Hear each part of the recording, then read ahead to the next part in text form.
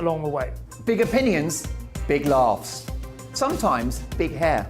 This is Headliners, the paper review show that won't send you to sleep like the others will. 11 p.m, 7 nights a week. Join us.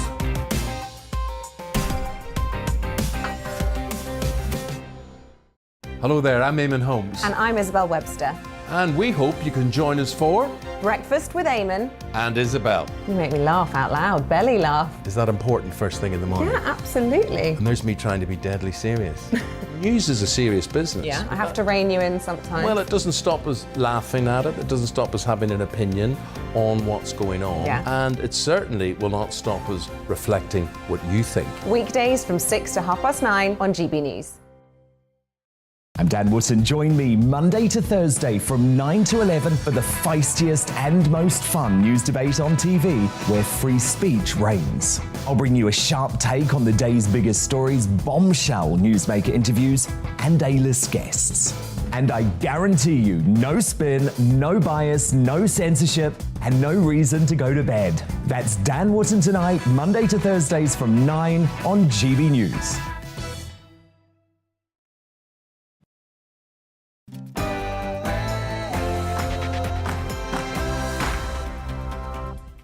Hello and welcome to The Briefing with me, Gloria De Piero. Nazanin Zaghari-Ratcliffe will be speaking for the first time since returning to the UK last week. We'll bring you that live. My politics panel will be talking Ukraine and the cost of living crisis. What might Chancellor Rishi Sunak do to help on Wednesday? Plus P&O ferries. What's going on there? Labour will force a vote on that today. And have a real meat interview with former Chief Secretary to the Treasurer, Liam Byrne. He was the one who left the "there's no money left" note for the coalition government in 2010. That is all after the news.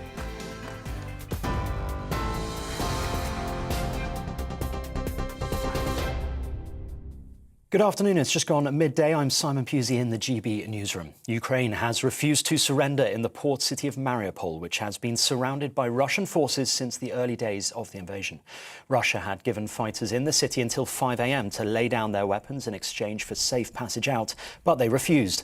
Thousands of residents are trapped with little food, power or water. The city is facing continued bombardment, but a Russian-backed separatist leader in eastern Ukraine said it would take more than a week to take control of Mariupol. That's according to Russian news agency Interfax. President Volodymyr Zelensky says an art school where hundreds of women and children had been hiding was shelled. People were using it as a hiding place from bombardments. There were no military positions there. There were about 400 people there, peaceful people, mostly women and children and elderly people. They are now under rubble. We don't know how many people have survived, but we do know that we will shoot down the pilots who dropped the bomb, like we have already shot down nearly 100 other mass murderers. President Volodymyr Zelensky there. At least 8 people have been killed after a missile hit a shopping centre in Ukraine's capital, Kyiv. A video from Ukraine's state emergency service shows a huge blast in the northwest suburbs of the city. Mayor Vitaly Klitschko has said shelling hit residential houses and a shopping district. He has since announced a 35-hour curfew in Kyiv from tonight. The UK's Ministry of Defence says Russian forces advancing on the city have stalled and the bulk of soldiers remain more than 25 kilometres away. Boris Johnson is to host a roundtable meeting with leaders from the nuclear power industry today at Downing Street. The Prime Minister says it's part of plans to wean Britain off dependence on foreign oil and gas. Speaking over the weekend, Boris Johnson said the government was going to place, in his words, big bets on nuclear and look towards smaller modular reactors as well as larger projects. State media in China are reporting there are no signs of survivors from an airliner that crashed in the country with 132 people on board. The Boeing 737 jet crashed into the mountains in the southern province of Guangxi, causing a fire on the mountainside. Media have quoted firefighters as saying there was no sign of life among the scattered debris. There are no reports as of yet as to what might have caused the plane to crash. The family of a London student, Sabita Thawani, have paid tribute to their beautiful, irreplaceable angel. The 19-year-old was found dead at student accommodation in Clerkenwell in central London on Saturday morning.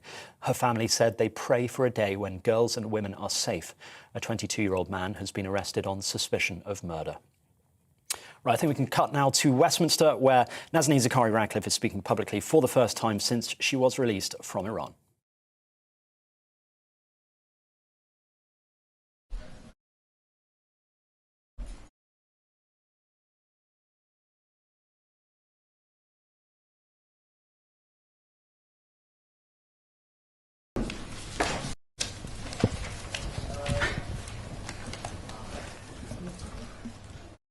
And then we all sit in silence for a bit now.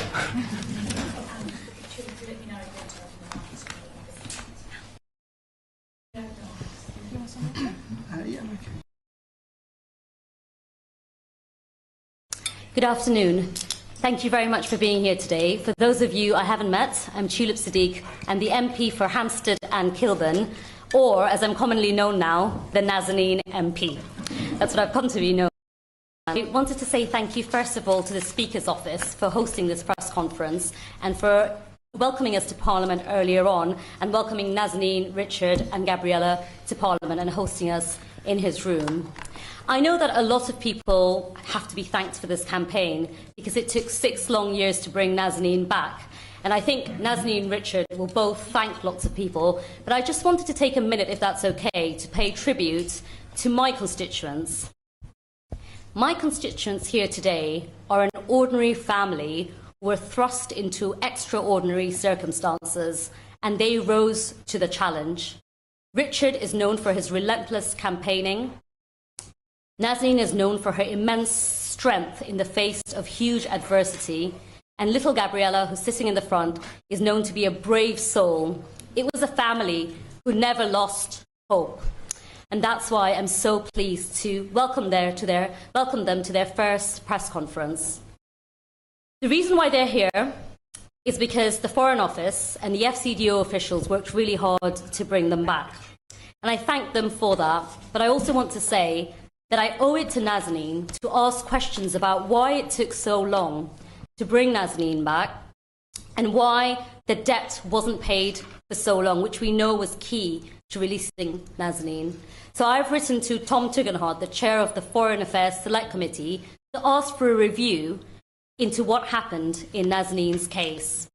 The 2 things I'll be asking the Foreign Affairs Select Committee to look at is, first of all, an incident that took place in 2013 when 3 Iranian officials came to Heathrow to negotiate the repayment of the historic debt that we owe Iran, or owed Iran. It's now been paid. They were arrested at Heathrow Airport and then detained in a UK detention centre. I spoke to Jack Straw yesterday, who said he never got to the bottom of why that happened, and Jack Straw said he firmly believes that saga contributed to important people in the Iranian regime wanting to take matters into their own hands and make sure there was more direct action for the repayment of the debt. The second thing I'll be asking the Foreign Affairs Select Committee to look at, if they accept the inquiry, is to look at why there was a deal made last year which then fell through and the money wasn't paid either. And I want to know why the deal fell through, why it took so long to pay the debt, and I also want to look at the wider issue of taking hostages, which Iran has done. And speaking on the topic of taking hostages, Nazanin has today asked Roxanne Tabaz to be on the panel with us. She's the daughter of Murad Tabaz, who is still detained in Iran. Murad Tabaz, his last known address in the UK was in my constituency, but Roxanne is Felicity Buchan's MP. Felicity Buchan is Roxanne's MP, and Felicity is here today. So thank you very much, Felicity, for joining us at short notice. And that leaves me to say, please wear a face covering if you're able to and you're not speaking. Most people aren't, but I have been asked to say it. Nor are we. No, but if you're speaking, it's okay. Richard will forgive you this one. And in terms of the panel, I'm going to ask Richard to speak, and then going to ask Nazanin to speak, and then I'm going to ask Roxanne to speak. We will then take questions after that. When you are asking a question, I'd be really grateful if you could stand up and ask a question, and there will be a roving mic that will come to you. Could I just finish by saying gently that Nazanin has just come out of 6 years of immense trauma. If you have very political questions, please direct them to the politician on the panel or to Richard. Thank you. So I will now hand over to Richard Ratcliffe. Thank you, everyone. And obviously, you don't really want to hear from me because you've heard from me plenty these past 6 years, and it's nice to be retiring. In that sense, it's been a long struggle. I'm immensely pleased, proud to have a home, proud that we start a new chapter. Get to be a normal family again. 2 things I wanted to say. One, there are lots of thank yous. A bit like a groom's speech at a wedding. So thank you to everyone in Parliament. Actually, thank you to the government first. The Foreign Secretary did promise to get Nazanin home, and she did. And that's been a long struggle. Lots of Foreign Office staff have been working behind the scenes. We haven't always agreed. I've been plenty rude enough in public at points about them. But we had a lovely 3 days with them after Nazanin came home. Very nurturing, very caring, very kind people. And they got her home. So it is, for us, over. A new chapter, a process of healing and recovery and going back to normal. And we were just, in the Speaker's office. 6 years ago, we wouldn't have been treated with a sort of grandeur and reception that is here. And it is a great honour. I am really grateful, Philip, to all of the MPs who have battled for Nazanin. We were saying earlier, one of the things that was really striking on Wednesday at the debate in Parliament when Nazanin was on the plane was actually on all sides, people were pleased. People recognised our injustice, people battled it, pushed the government to be honest, keep the government honest, and I'm hugely grateful for all of that care and support. That came because lots of people in the media kept Nazanin in the light in different ways and at different times, kept our family's story in the light and could see the injustice. And it came because lots of people up and down the country followed our story and cared. I think, with campaigning, lots of people actually sent me, there's a poem by a man called Konstantin Simonov, called about waiting, which lots of people sent me just recently. I confess I hadn't seen it before, but it feels like I've spent 6 years conspicuously waiting, and lots of people have waited with us, and that waiting has kept her safe.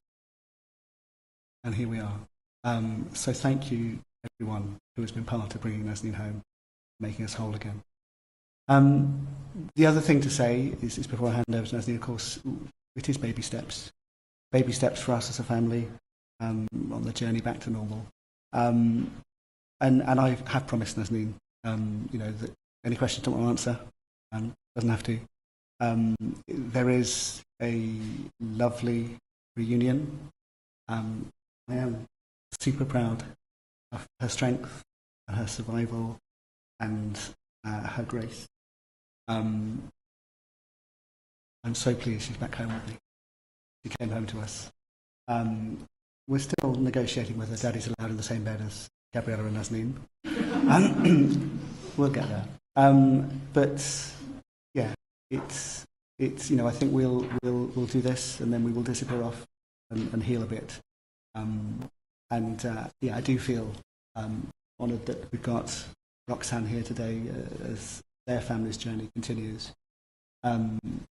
But yeah, this is my retirement day, and I'm thankful that it is. Thank you all.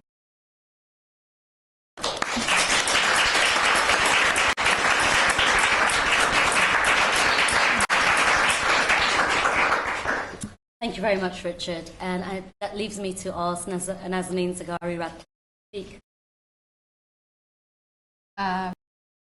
I would like to begin by saying that I am very grateful to whoever has been involved in getting us home, from politicians, media members, whoever has been trying very hard to get our voices heard. I'm grateful. I also want to begin with thanking, I will not be able to thank everybody, but I want to kind of categorize my family in the UK who have been really, really supportive, family in Iran who wanted to be speaking up, but the situation in Iran is very difficult. You will be under so much pressure that you will not be able to speaking up for your own rights. So they were very much both scared to talk about it, but at the same time willing to do that. But thankfully, we had my amazing, wonderful husband to do the job while we were kind of worryingly, impatiently waiting in Iran to see what's going to happen next. I want to thank all my friends as well in Iran who supported me over the past 2 years, and I was under house arrest. And when I came out of the tag, to entertain me and keep me upbeat. I also want to thank all the medical team in Iran who have been looking after me. It was an amazing experience to see people who knew me through media, just to be, looking after me when I was under house arrest and when I came out of it, just to give me medical support and, advice. I would like to thank the members of prisoners, the family members of prisoners in Iran, who I happen to be very, very close with, just like Roxanne's parents and family, who have been really supporting me all along this journey. I want to thank my amazing lawyer in Iran. He has been accompanying me to the court and fearlessly fighting for my release. There's very little lawyers in Iran can do with regards to human rights, but I think he has been just amazing throughout that journey. And the least but not last, my amazing husband, who has been tirelessly campaigning for me, so thank you so much. And my daughter for being very, very patient with mommy to be coming home, so I am so grateful.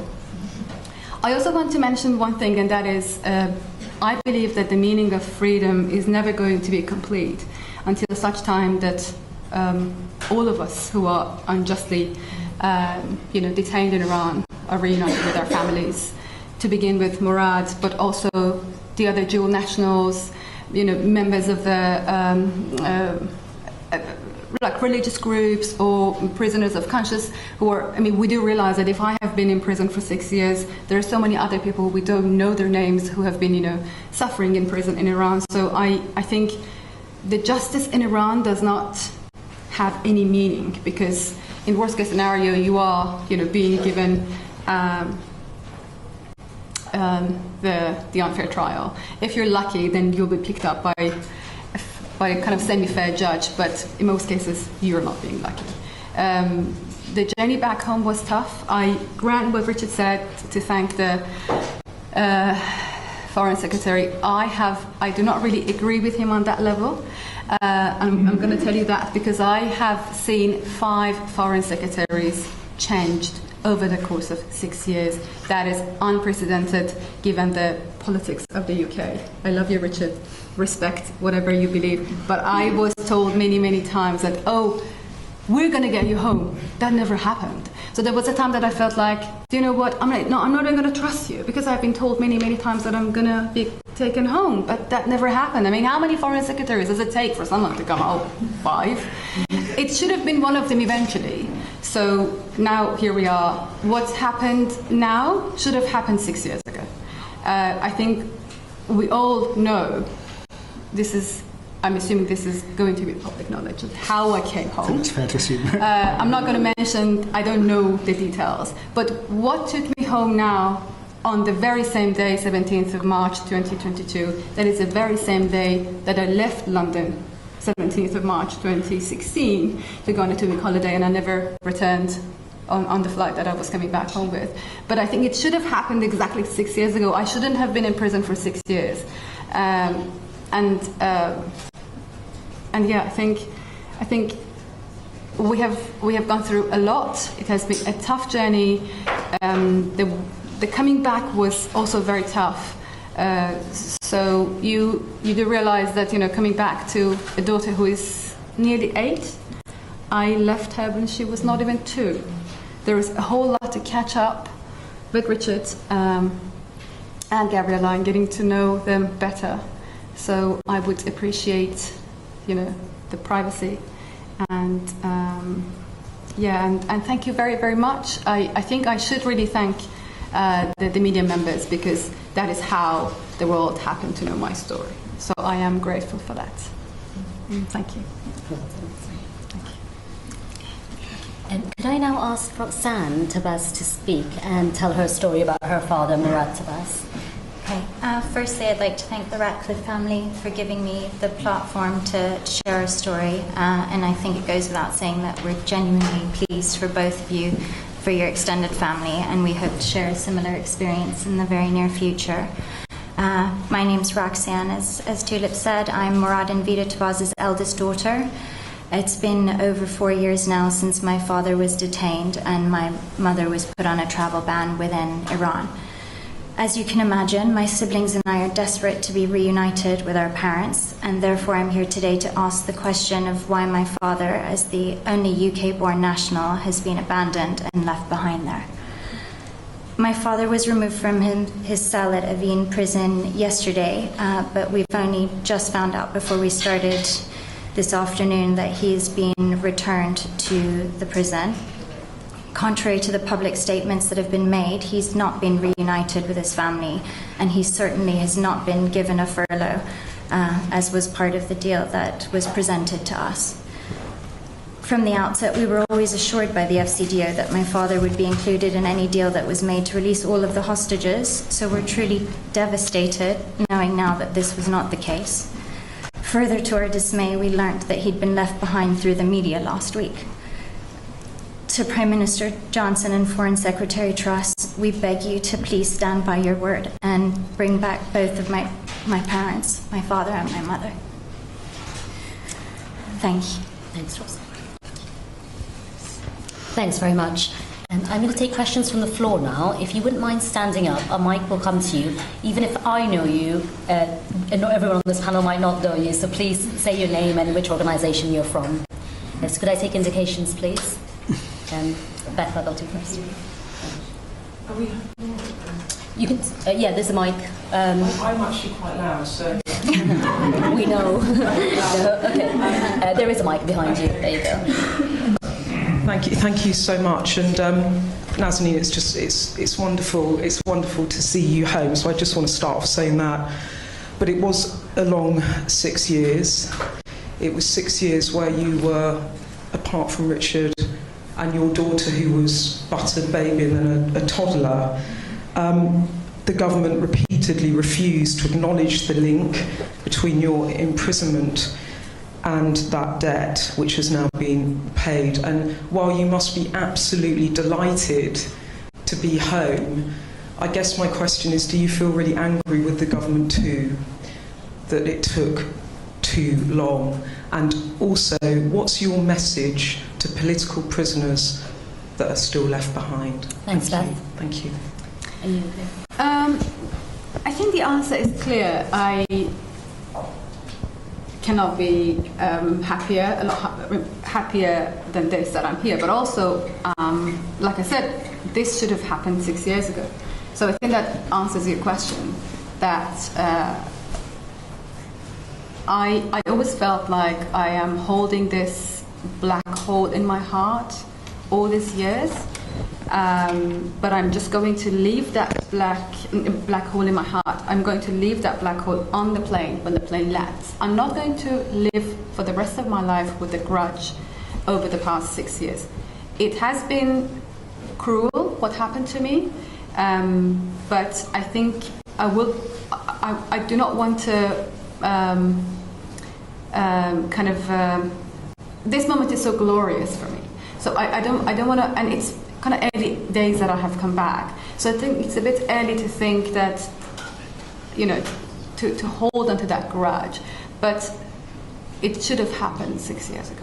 I mean, it took a long, very, very long time for the politicians to sort it out. I was the lucky one who, regarding the second part of your question, I was the lucky one who got to be recognized internationally given the campaign which was running, but there are so many other people in prison that you don't know their names, and they have been in prison for longer years than I have been. So I think regarding every person has got the right to be free, and freedom is something which has to be given to people. And I think the world should unite together to make sure that there is no one held either hostage or in prison for something they haven't done. Thanks, Nazanin. I might do row by row. It might be slightly easier, so I'll come to you next. Thank you. Mike, please. Carl Dinnan from ITV News. Nazanin, First of all, I hope you understand just how delighted everyone in this country is to see you back. Our hearts have gone out to your family all the way through this, and it's wonderful to see you sitting here. Thank you. Perhaps you could just tell us how much you were aware of when you were being held, of what was going on in the outside world and the efforts to get you out, and perhaps also the setbacks. You talked about five foreign secretaries over 6 years. Of course, one of the foreign secretaries who dealt with your case was Boris Johnson, and he said, sitting in one of these rooms, that you were out there teaching journalists, which you weren't. Did you hear about that, and what did the Iranians tell you about what it did to your plight, and how did you feel it affected what happened to you? I did not have much information about the outside world. Being in prison, prison is a very secluded space. You only have got access to state media and a couple of newspapers, and there were not much happening. And we had like visits every week. But then I would have loved to spend the time with her, so long as she was in Iran, than talking about politics, if I'm honest. So I didn't know what was going on. If only something was coming up in the news, then I would have known. Otherwise, no. And I think there is a lot to know now that I've come back. So we will have so many nights of chatting about stories. Perhaps at the moment the necessity of talking about them is less than what it used to be at the time. But I think there were times that I realized that I'm in prison. I've got 40 minutes to see my baby and have a story with her, or do something. We used to have lots of stuff in the visit room, like colouring and singing and things like that, and I was not going to miss that opportunity. So I did not spend time following the politics behind my story. And I thought, you know what, I am powerless in prison. I will see what will happen. And that was how I took it, because that was like a way for me to survive, because I couldn't. When you accept that you don't have, you do not have the means to get to know what is happening outside, then you're going to have to come to terms with that, and that's what I did. So the answer is no. Thank you. Yes. Hi, Martin Stew from ITV News London. Nazanin, 3 years ago, Richard and Gabriella were handing in a Mother's Day card to 10 Downing Street to try and get your freedom. Looking forward to this Sunday, first Mother's Day for 6 years, you get to spend it together. What are you going to do, and how special a moment is that going to be? I didn't know that Sunday is Mother's Day. Sorry, the only thing I knew was yesterday was Nowruz, was the Persian New Year. And the only thing that I did was we just quickly put the table together, and with the people that we were with them, we just sat down and I just talked to my family, and I just enjoyed the moment. So we'll see how it goes. Do that on Sunday. Yes. Can I come to you, please? I agree with the mic. I'll do row by row if that's okay. Welcome back, Nazanin. Amazing to see you here. Can I ask how you felt as you walked down the steps of that plane at Brize Norton? Is it too early to say what the future now holds? Is there anything you want to say about the difficult times you spent in jail? And most importantly, how are you? It's very early to think what is going to happen next. That moment was precious. I have been waiting for that moment for such a long time. And I was overwhelmed, specifically to get to know Gabriella and Richard after such a long time. It was a very, very emotional moment. But I don't know. We will see what happens in the future. I think it's too early for me to think about that. I'm just enjoying the moment at the moment. Thank you. I'll come to you next. Yeah. Would you mind handing the mic over, please? Thank you. Thank you. Natasha Phillips, Kayhan Life. Welcome home, Nazanin. Nowruz Mubarak. Roxanne, I'm really sorry to hear about your father's case. My question is either for Tulip or Richard. Once you receive a response from Tom Tugendhat, will you be considering a judicial review? Should I take that one? No, probably is the short answer. You know, I obviously at points we've been angry, and you know, one of us will know that. We said it fairly bluntly. I mean, behind closed doors, when we were in seclusion, we were talking about, like, it is useful to review what happened and what we can learn from it. I think the suggestion of a Foreign Affairs Committee review inquiry is a really good one. I think there are specific issues in our case, but there's a wider issue about how the government deals with hostage-taking, how it can do it better. It's not easy. The Foreign Office has a challenging job. Iran is tricksy, and you know, everything that's happened to Roxanne's dad in the past 48 hours demonstrates that. I think it would be really valuable for Parliament to take up that challenge and to talk it through.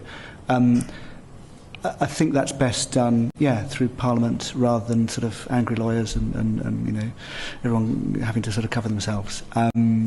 But I mean, as Nazanin said, it's early days. I don't think. I mean, I feel I am retiring from campaigning rather than going into a let's lobby the Foreign Affairs Committee kind of a stage. But I think there's an important point there.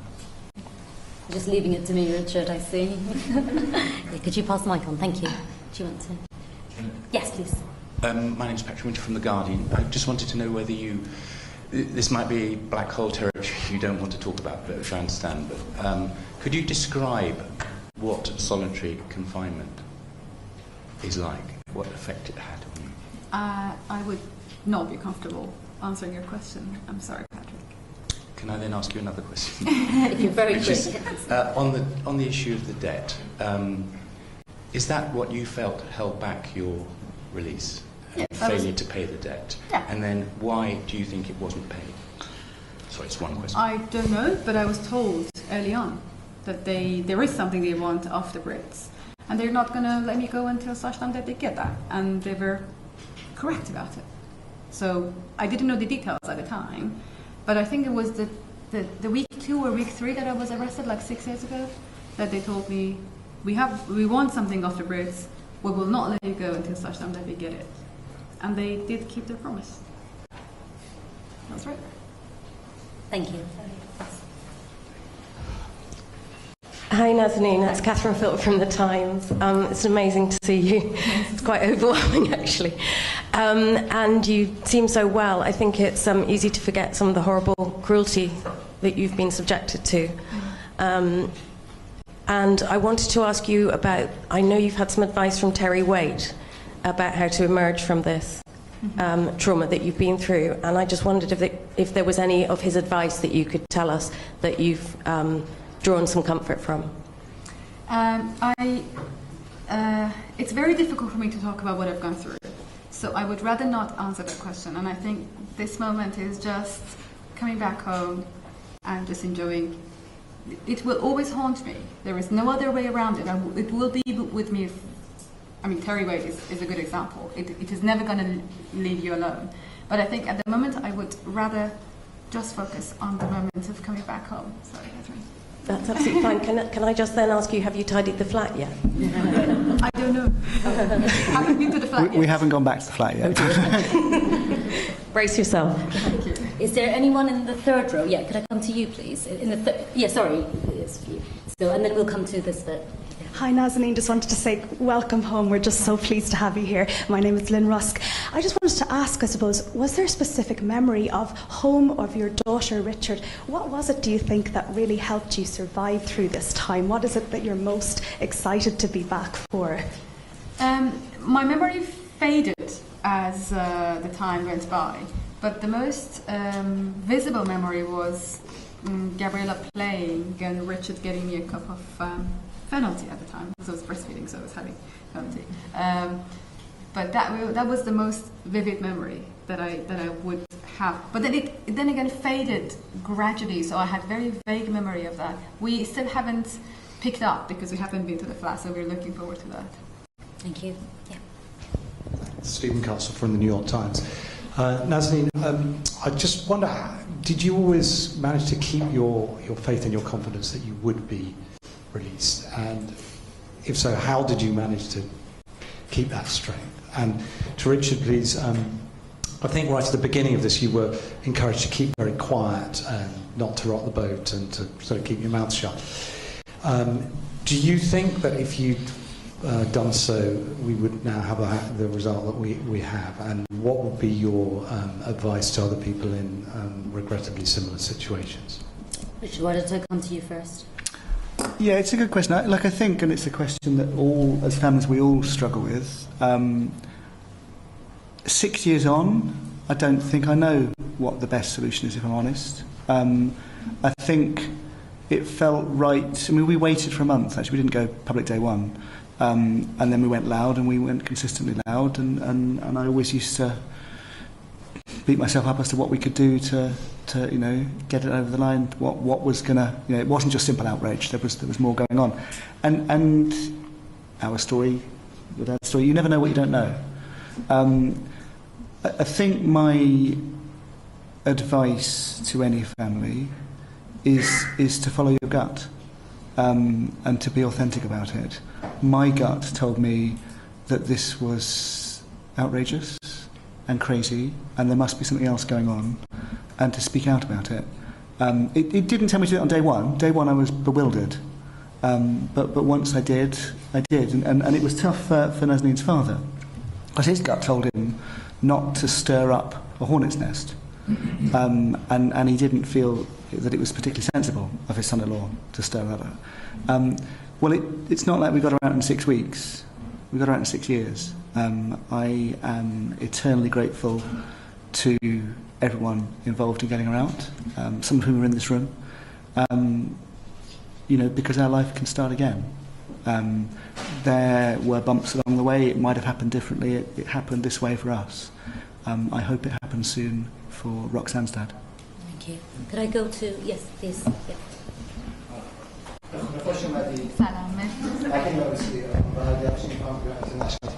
Thank you. This is a question I'm asking Richard regarding this. As you know, there are other dual nationals detained in Iran, like Murad. Will you really want to retire from campaigning and speaking out for others? Or are you going to carry on campaigning for them? I mean, the short answer is Nazanin wants to come home to a husband and to normal life, not a professional campaigner. And I think, it's every family battles in their own way. We all are part of a club that no one wants to belong to. And we do all care for each other and behind the scenes all help each other imperfectly, like all things in life. And I think, for me, we'll see what happens if there is sort of an inquiry, if there is there were various things we were in the middle of with campaigning that we might finish off and carry on, things like Magnitsky sanctions, that are a collective effort that will probably calm down a bit our involvement, but won't disappear. But no, my job is to recover, and for us to be a normal family again. It's not to be sitting here in front of you guys for years to come. Thank you. Could I go to the lady? Yeah, there, please. Hi, it's Tessa from 5 News. It's wonderful to see you home, and wonderful to see Richard with such a big smile on his face as well, because we've all seen him in different circumstances. I wonder if I could ask you, did you know that Richard had it in him to campaign and to be so unswervingly dedicated? And did you learn much about yourself while you were away too? And second question, there's a wonderful photograph of you when you get home and you're holding Gabriella and your head is on Richard's shoulder, and I wonder if you could tell me how you felt when that photo was taken. No, it is surreal to come back and to be holding my husband and my baby, who's not baby anymore. But also I think I'm not going to answer the first part of your question, but the second part of your question is I did go through a journey to get to know myself a lot better, to get to know my strengths and my faith more than anything else. So it was a journey with a huge price. But I think it is something that not many people in the world would experience. So looking back, we paid a huge price for it, but at the end of the day, it made us a lot closer. We made so many good friends and got to know families of the ex-prisoners or prisoners who are at this moment in prison. So I think it made us a lot closer to each other and a lot stronger together. But we paid a massive price for it. Thank you. I'm sorry, we're really short of time, so if you could only ask one question, I'd be really grateful. Yes. Hello, David Bond from the Evening Standard. Can I ask, was there a moment, or were there moments where you thought you were about to be released and you might be able to come home that were then dashed, and how did that feel? Yeah, there were many moments that I felt like that. I felt like I was left behind. I assume this is exactly what Morad is feeling at the moment, that, you know, two of us came home, he was left behind. So I fully understand what he's going through at the moment, because it is disappointing. It kind of it puts you in a situation that you can easily lose faith in everything. I have been through that, I think, twice over the past, maybe 3 times over the past 6 years. That is why I think what we should be doing for Morad is something that shouldn't have happened to him. He should have been on the same flight with us coming home, and it should happen to the other dual nationals. So I think it is frustrating, it is disappointing, but then, in my opinion, it was my faith that made me go through it. Yes, thank you. Henry Bodkin from The Telegraph. A question for Roxanne. Do you have any idea from the government whether they have any bargaining chips in respect of getting your dad home? Are you hearing anything from them? Is there anything practically that you would urge them to do to help speed up the process? And are you frustrated perhaps that your dad's release wasn't linked to the payment of the debt? There was an opportunity there. Thank you. I haven't been appraised of the situation in terms of what's being negotiated at this time. We were advised that he would be on an indefinite furlough, which turned out to not be the case. And we also were advised that my mum's travel ban would have been lifted as well, which is also still not the case. I'm not a politician, so sadly I can't advise anyone in the government what they can offer or negotiate, but we just urge them to bring them back home. They've been there a very long time. Would you mind passing the mic to Rosamond, please? Yeah, thank you. Hi, it's Rosamond from the Sunday Times. Congratulations, it's wonderful to see you, and congratulations, Richard. I just want to know, the last few days before you came home, when did you feel secure in the knowledge you were coming back? And Richard, when was that feeling for you as well? Oh, only when I got on the plane, not before. Because there has been so many games in the past that I did not feel like I should really let myself believe the moment. And I think it was just the moment that the airplane, the stairs went up and it took off that I realised that, oh, the moment is real. Yeah, same for me. I think there's a lot of games that happened that we didn't air and perhaps won't ever want to air. But there's a lot of uncertainty about what's going to happen in the last stages, and our experience and many other hostages as well. We've had false dawns before. We clearly were close. It felt like it in the last few days was getting closer, but probably there was always a gap between what I thought was going to happen and the Foreign Office was saying, listen, it's moving. I was like, until it's happened, it hasn't. Well, now it has, and it's a lovely feeling. Sophia. Yeah. Hi Nazanin, massive welcome home. It's great to see you. Just a quick one. How was your first weekend of freedom? Is Gabriella getting used to having mummy home? And I wondered also how your mum and dad were back in Iran, and if you ever felt that in a million years perhaps you'd be able to travel back there and see them again.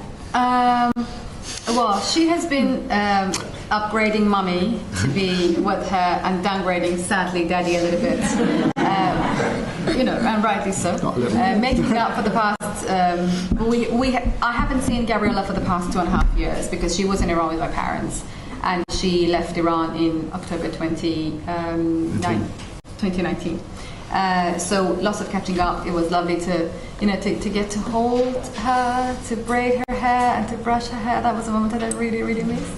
My parents were relieved. I must admit that I felt like my mom would be very, very upset. She was not. She was so happy that this whole thing is over. The only thing which was kind of bothering my mom and dad was like there was my presence in the flat because I was living with them for the past 2 years, and I think it was my absence which was bothering them more than anything else. But they were very, very much relieved that I'm back. Regarding the traveling back to Iran, Yeah, you know my opinion on that. It took me 6 years to come back. I think I will be very, very cautious about when I'm going to book a ticket to visit. Is there? Did you want? Okay, so Yeah. could you hand the mic, please, to the gentleman behind? Yeah, you've got the mic. Yeah. Thank you. Jonathan Ruckman from Channel 4.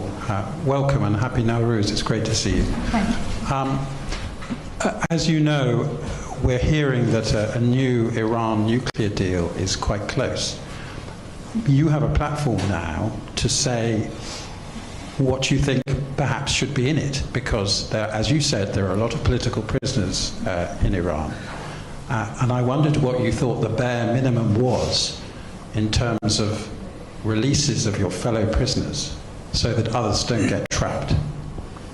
I think it would be a very difficult question to ask for me. I'm just going to look at it in my own perspective, and that is, I have been a pawn in the hands of the two governments over the past 6 years. I did follow the story of JCPOA for the past 6 years very, very closely, and that is because I was told many, many times that my story is linked to that, which shouldn't have happened. I don't think anybody's life should be linked to a global kind of agreement on whatever that is, whether it's nuclear, whether it's environment, or whatever. Every human being has got the right to be free. And what really upset me all these years is my life was linked to something which has got nothing to do with me.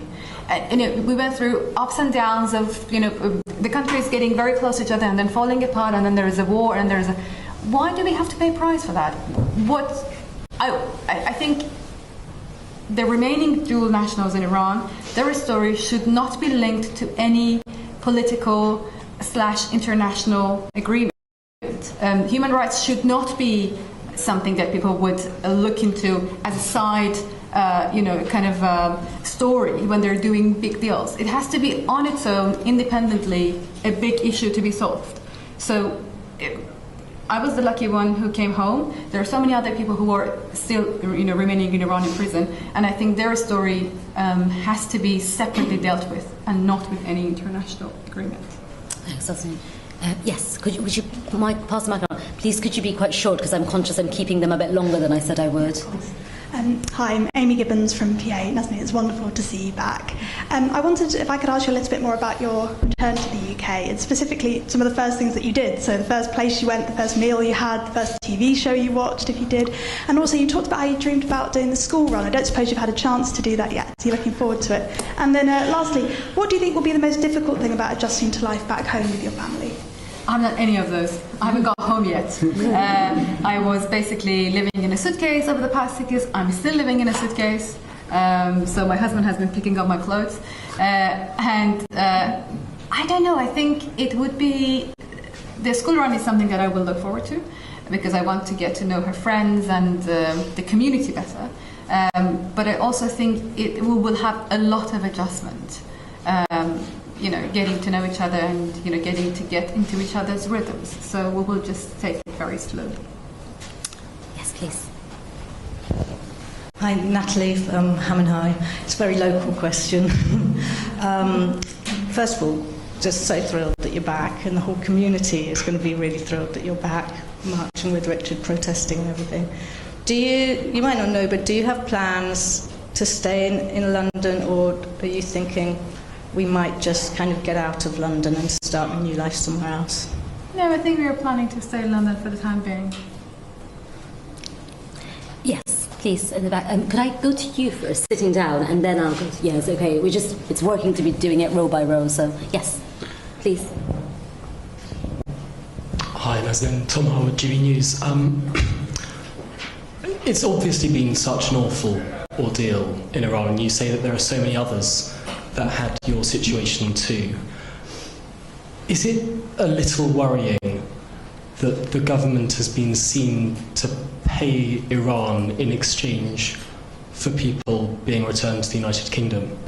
And is there a concern there that it might encourage more hostage-taking potentially in the future? Yes. I'm going to jump in on Very that, Tom. There is a moral hazard. Without doubt,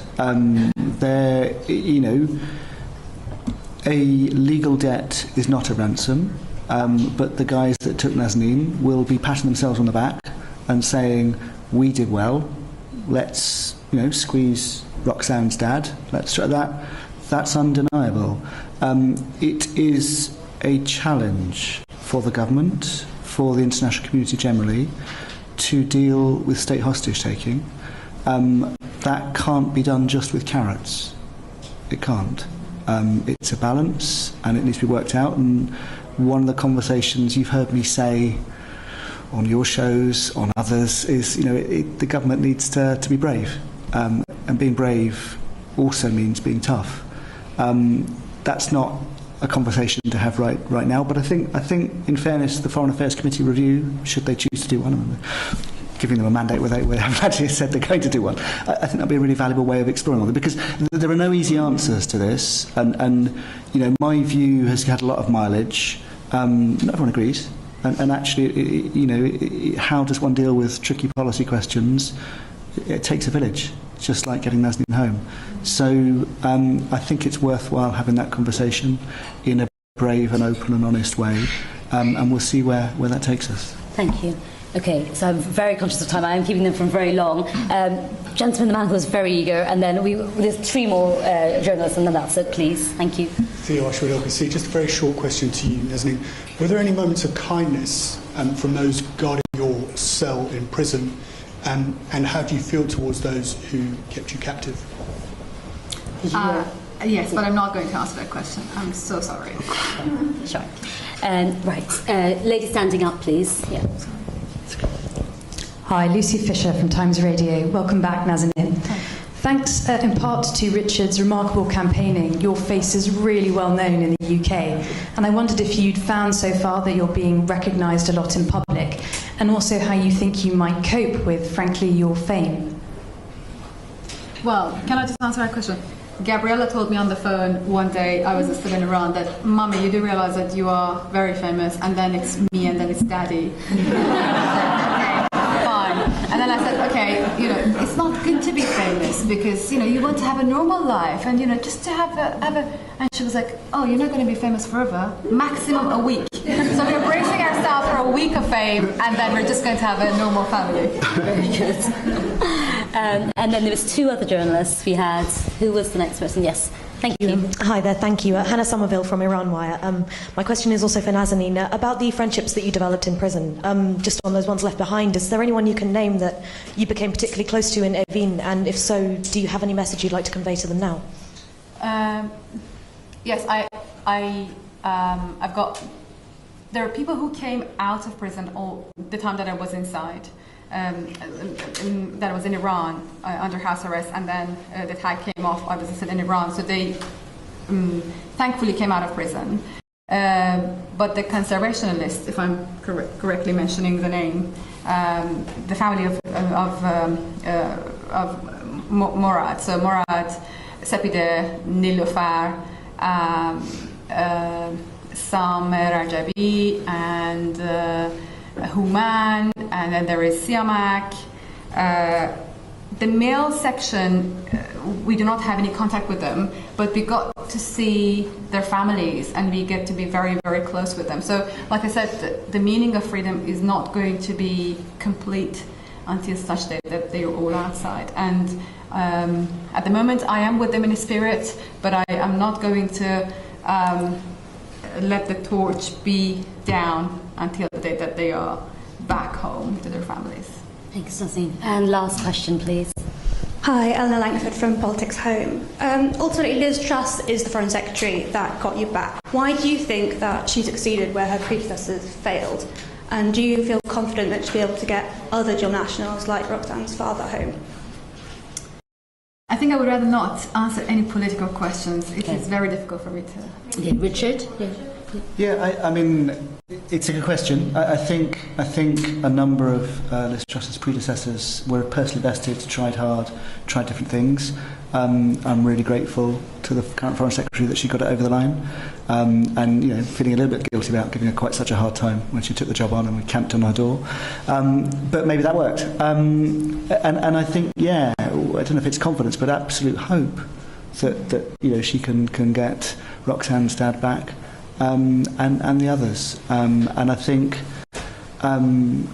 we should be grateful to her for having done it.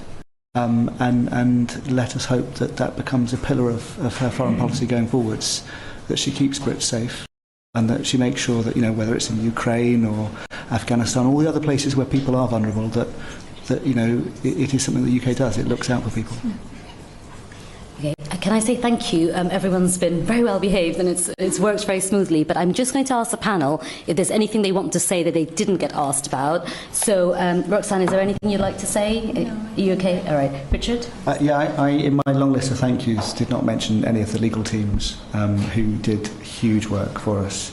And some of whom are sitting in this room and have been very nice about the fact that I had it. But so, for all of the different legal teams, who did a good job of keeping the government honest. It's an important part of the conversation, is what actually should a government do in this context? What should it be done? I think, human rights often gets treated as some sort of nice, cosy rhetoric. It's really important, our rights. And, just for keeping us all safe. So we are deeply indebted for everyone that helped that happen. Can I say thank you? And could I just say thank you once again to the Speaker's Office, who works really hard. Sasha, Alice, and the whole of the Speaker's Office really worked hard, and my team as well. There's a lot of work that goes on behind the scenes in an MP's office, so Liam and everyone worked really hard. I would really ask if you wouldn't mind giving the family their privacy. They're going to go now. Roxanne and I are around if you want to ask any questions, but Richard and Nazanin will be escorted out now. Thank you all very, very much. Oh, Gabriella, sorry, of course, and Gabriella. You're going. You're going with Mummy and Daddy. We're all going to go now. Sorry, I wasn't going to leave her behind. Thank you. Thank you. Oh, you got me.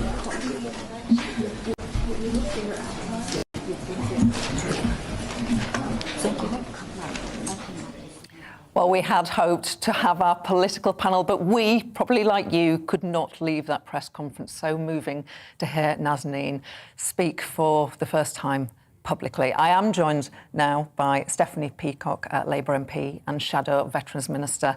We don't have much time, Stephanie. Thank you for being patient with us. I know you were gripped too. Your reaction to that? Absolutely.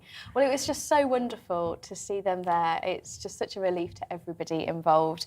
And what really struck me last week in House of Commons was when Tulip said that Richard had set the bar high for husbands across the country. He really has, and his strength really shone through then. And I think it's absolutely right that while we're all overjoyed, that they do take this opportunity to ask questions and to learn lessons and to call on the government to do just that. Thank you for that. Massive political week. Rishi Sunak, the Chancellor, will be outlining his mini-budget on Wednesday. Lots of calls, not just from Labour, but from within his own party too, to help tackle the cost of living. We don't have loads of time, but if you were to put your number one priority from the Labour Party's point of view for what you are calling on Rishi Sunak to do on Wednesday? Well, we don't think national insurance should go up. It's the wrong tax rise at the wrong time. It will mean that 60% of the people I represent in Barnsley East will be paying more tax. These are people who are already really feeling the pinch with the cost of living.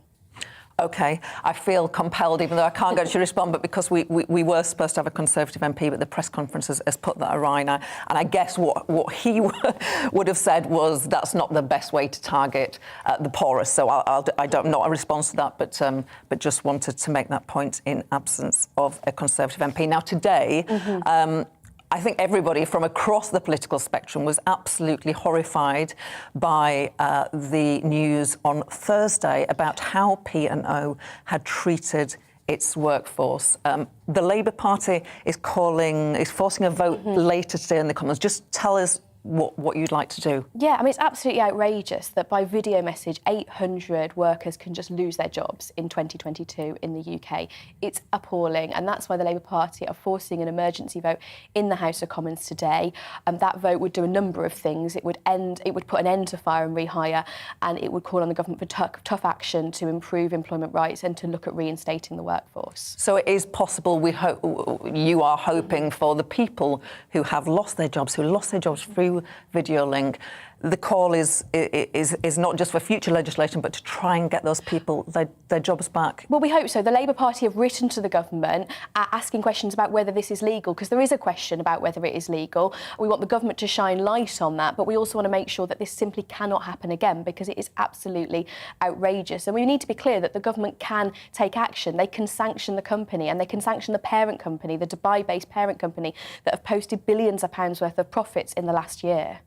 OK, so that is pretty clear. Just want to get a quick reaction on a story that's happening in Wales today. So from today, smacking your child, that will be a crime. Yeah.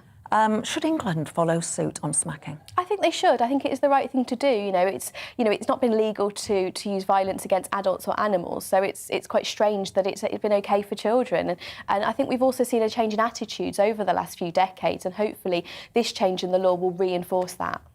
And Rishi Sunak has said that he will do what he can to help people. There is a prospect, and we don't have very much time left at all, that actually he could do all the things that you have been calling on, and actually, or target help more at those who more need it, and most need it, whether that is in terms of increasing benefits or perhaps increasing the national insurance threshold, so that will target help to those who are struggling most. So we could be in a very difficult political landscape come Wednesday. Well, that's welcome, and we would welcome target support. Pensioners are one group who, thanks to the government breaking their manifesto pledge on pensions, have seen their average pension fall by £400 a year, or will do after tomorrow. Stephanie Peacock, thank you so much for being with us. Thank you for your time. And I should just say that tomorrow we did expect to have a Conservative and a Labour voice as normal, but tomorrow you will definitely hear from the Conservative Party too. Thank you for being with us. It is 1 o'clock and it is time for your news.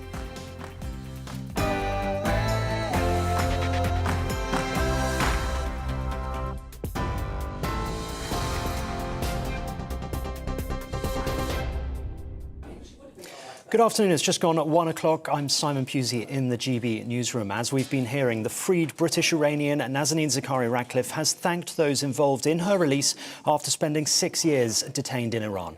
But she refused to thank the Foreign Secretary.